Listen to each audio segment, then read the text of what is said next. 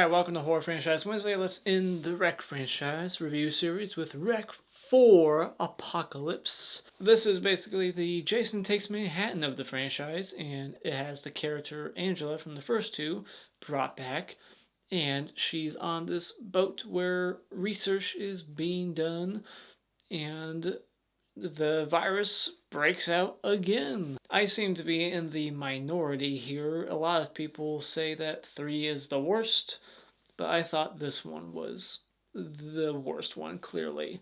Not a terrible movie, but I was just not into it.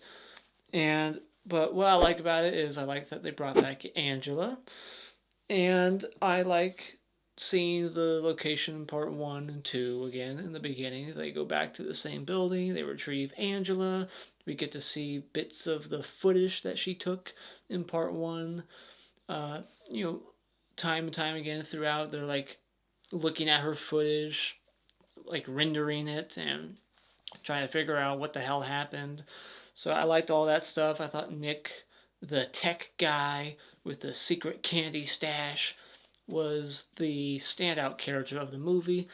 I liked him, and he's like the fanboy character. He really likes her show, so I liked that. And I thought the location was an interesting idea, a smart location for what they're doing. In case something happens like this, it's easier to contain it. I like that this movie has a connection to part 3, that they didn't just outright ignore it because fans seem to not like it. I like that they have a character in this movie, this old lady, who's the lone survivor of that wedding.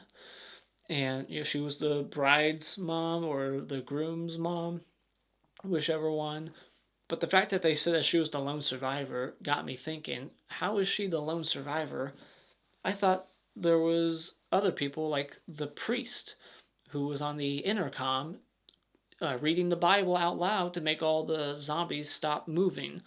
You would think that he would have survived, so how is she the lone survivor? I call bullshit. I also appreciated that this one kind of went back to part 1 when it comes to the infected. They're not so demonic like in part 2. They're not walking on the ceiling. There's no exorcism moments like part 2. It went back to basics. It went back to part 1. They're much more like the infected in the original. And they have the same scary sounds, the same sound design from the first couple of movies. There's nothing demonic in this one. And so, but what I don't like about the movie is just that I thought it was boring. I mean, it's the longest one and it feels the longest. I just was not into it. It feels very repetitive at this point. It's just the same movie again and again. And at this point, they should just try to up the gore and up the humor. Make it funny like part 3. I liked that part 3 was humorous, and this one went back to the tone of the first movie, but it's, again, nowhere near as scary like part 3. Like, these movies are getting less and less scary. At least 3 made it more gory to make up for the fact that it's not scary. This one's not scary and it's not gory. Although Fangoria seems to disagree. The quote on the back says, offers plenty of gory horror fun. I didn't see much gore. I mean, everyone has their own opinion and definition of gore.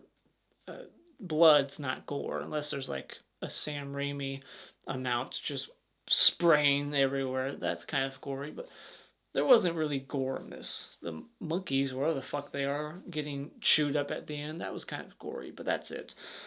But yeah, it's just, there's nothing new here. It's the same movie. They're still doing their research. The priest character, who's also a doctor, he's basically the character from part 2 all over again. This movie tries to attempt doing a twist that just didn't work, and I saw it coming. I thought it was pretty obvious, and the CGI monkeys I just thought looked terrible. So yeah, final thoughts. I thought this was just a pointless sequel that should have continued with the tone of part 3, increased the gore, use that weapon that you see her holding on the poster a lot more, not just to use it on CGI monkeys, have a little bit more humor, have a little bit more fun, or try to make it scary like part one again, one or the other.